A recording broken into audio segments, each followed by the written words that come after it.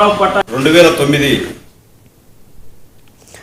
ఖమ్మంలో ఆర్ఓసీఎస్ అండ్ మాల మహానాడు జాతీయ అధ్యక్షుడు డాక్టర్ ఆర్ఎస్ రత్నాకర్ ఎస్సీ వర్గీకరణపై తీవ్ర అభ్యంతరం వ్యక్తం చేశారు.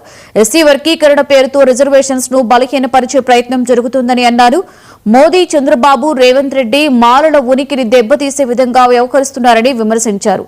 ఎస్సీలను ఒకే యూనిట్ గా చూడాలని, వర్గీకరణపై ప్రభుత్వం పునరాలోచన చేయాలని డిమాండ్ చేశారు. లేకపోతే ప్రజా పోరాటాన్ని ఉధృతం చేస్తామని హెచ్చరించారు.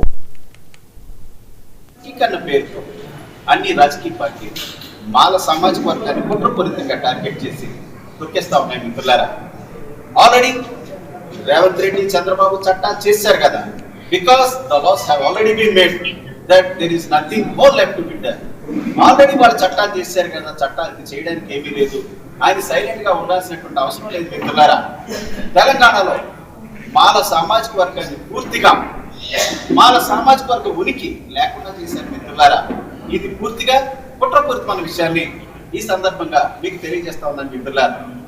అలాగే ఆంధ్రప్రదేశ్ లో ఉన్నటువంటి మాల బంధువులు మనకి రిజర్వేషన్ పేరుతో వాళ్ళు పడేసేది 100లో ఒకరికో ఇద్దరికి మాత్రమే బెనిఫిట్స్ మిత్రులారా. అది కూడా it's not an official calculation, it is just a wild guess.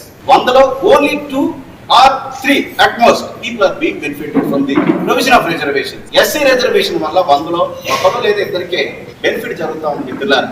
ఈ 100లో ఇద్దరికి ఇచ్చేటటువంటి ఈ బెనిఫిట్స్ ని చంద్రబాబు నాయుడు, అపూర్వ సహోదరులు చంద్రబాబు నాయుడు, రేవంత్ రెడ్డి, అలాగే తెలుగు రాష్ట్రాల్లో ఎస్సీ లిస్ట్ ఉన్నటువంటి 59 కులాలకు సమన్యాయమైన సోషల్ జస్టిస్ పేరుతో ఎస్సీ వర్గీకరణ పేరుతో ఎలా పంచుతుంది మాల బంధువులు.